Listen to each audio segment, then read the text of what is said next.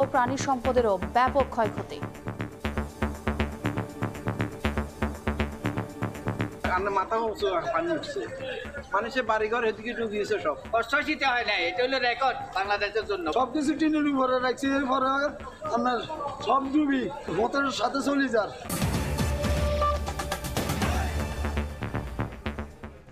সকালের সময়ের সঙ্গে আছি আমি ছোঁয়া খন্দকার। ডুবন্ত জনপদে লাখ লাখ মানুষের হাহাকার। আগ্রাসী বন্যায় লণ্ডভণ্ড নোয়াখালী, ফেনী, কুমিল্লা, চট্টগ্রাম সহ দক্ষিণ পূর্বের 11 জেলা। কিছু জায়গায় পানির স্বল্প পরিমাণে কমলেও প্লাবিত হচ্ছে নতুন নতুন এলাকা।